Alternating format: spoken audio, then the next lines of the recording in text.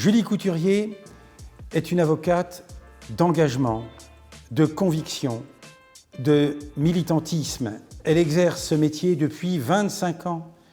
Déjà, élève avocate, elle adhère à l'Union des jeunes avocats, l'UJA, pour s'y occuper de la formation, de la prospective, autant de thèmes essentiels, fondamentaux pour le développement, la préservation de la profession d'avocat.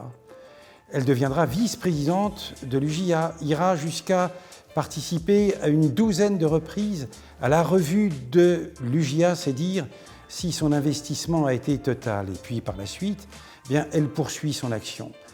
Elle adhère, elle devient membre de l'association Droit et Procédure qu'elle finira par présider, cette formidable association qui milite, qui s'engage, qui se bat pour la préservation des intérêts des avocats civilistes dans la tourmente aujourd'hui, à la faveur d'une série de réformes qui sont autant de bouleversements. En un mot, Julie est une avocate sur qui on peut compter. Vincent Gnoret l'homme et Vincent Gnoret l'avocat, c'est le même. C'est un homme qui est d'un bloc, qui n'est pas dans l'incantation, qui n'est pas dans la posture, c'est un homme qui fait. Il est courageux, il est combatif, comme homme et comme avocat. Mais c'est aussi un grand tendre, c'est un instinctif. Vincent, il sent ou il ne sent pas les choses. Alors cette humanité-là, cette très grande humanité, il l'a mise au service évidemment de ses clients. Il est l'incarnation de la défense pénale, Vincent. Mais il l'a aussi mise au service de ses confrères. Ça fait plusieurs années maintenant qu'il est délégué du bâtonnier aux perquisitions.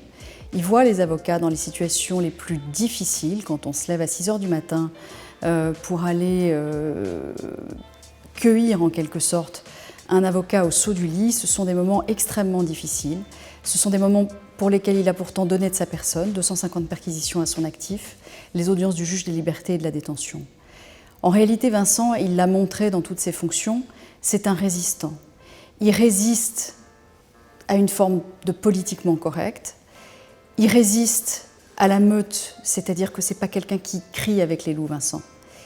Et c'est pour ça, dans les moments de crise que nous traversons, que nous avons besoin de quelqu'un comme ça, au barreau de Paris, quelqu'un de solide, quelqu'un qui va faire preuve de ses qualités de courage et d'humanité. C'est ce dont nous avons besoin.